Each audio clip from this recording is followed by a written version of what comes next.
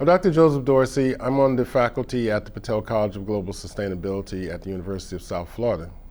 I wear many hats, so one of the things that I do is I oversee our academic capstone program, which involves internships and research projects. I also direct our food, sustainability, and security concentration, as well as being the Associate Dean for Academic Affairs. I'm originally from Washington, D.C. That's where I grew up. I went to Howard University from my undergraduate, majored in human nutrition and food. Right out of college, I went into the Peace Corps, and I did 2 years in the Ivory Coast, West Africa, working with malnourished children and their families. I got a chance to travel throughout West Africa, as well as seeing parts of Europe. When I got back to the States, I looked for employment, obviously, and I found out about a position down in the U.S. Virgin Islands in St. Croix with the WIC program, Women, Infants, and Children. And so I also did a couple of years in Washington, D.C., working as a clinical nutritionist looking at pregnancy outcomes. So 10 years of my career were basically working in health and nutrition and maternal and child care. And so as I was working on my master's degree in international development, I became aware of a program in the University of Michigan in their School of Natural Resources and Environment. And I went into that program as a doctoral student and completed it in around 1999. I did my research in Flint, Michigan, looking at the dynamics between, it was a waste-to-energy facility that was being sited in the Flint area. And so I looked at the dynamic between the government, industry, and the community as far as making that decision where to site it and to start that operation. So that started me thinking more about community-based activities. My dissertation work looked specifically at community-based activism, and I used the frame of environmental justice to look at this dynamic between government, industry, and community.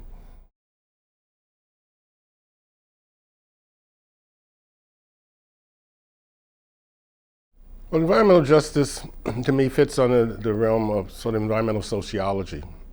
Environmental justice looks at the disproportionate exposure of communities to environmental hazards. And many times these are low-income communities, communities of color. Things such as landfills, incinerators, and polluting industries find it maybe cheaper to locate in various communities, but unfortunately those communities are disproportionately affected by those exposures. And so environmental justice is sort of the organization and mobilization of people in those communities to defend themselves through legislation, through protests, and through various activist activities to assure that their communities are not continually polluted and causing hazards to their health and risk. Well, the term environmental justice, I believe, is a little bit misleading because it stemmed from several other definitions prior to that. Back in the 80s, Professor Bob Bullard noticed that certain communities, particularly in the South, were being almost targeted for industries to move in there, polluting industries. And of course, it was affecting the health of the people there, and these were communities of color. And so the initial terminology was environmental racism. And so that comes from the idea that Jim Crow and slavery and all these things that kind of show a sort of a racist past, right?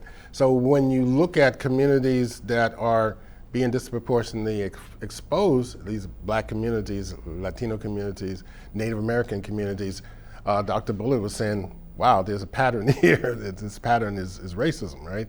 That these communities, why aren't they putting these incinerators in the more upscale communities or the white communities? Because they have the political clout and the economic clout to say, no, not here. And that's where we heard of this term, NIMBY, not in my backyard.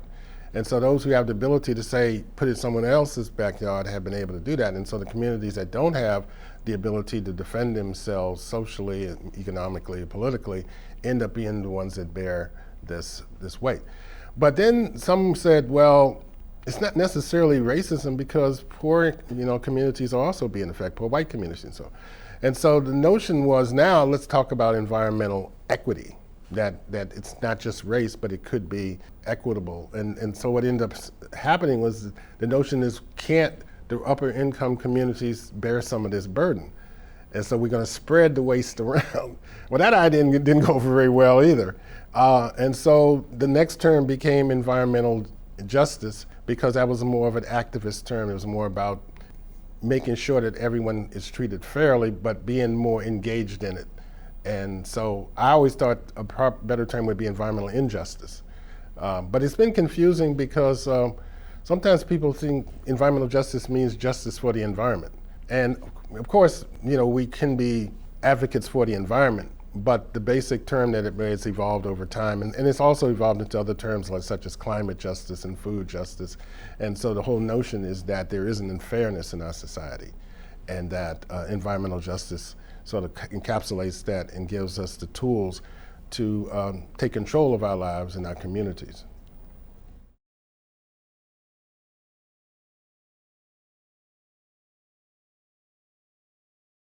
I have to be optimistic about the future, because otherwise we just might as well just give up.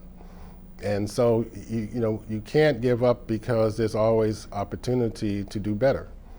And so using my own life as an example, and not giving up, and always feeling we can find another way, a better way, and teaching people to do that, I think is the key to keeping that optimistic future in our lenses.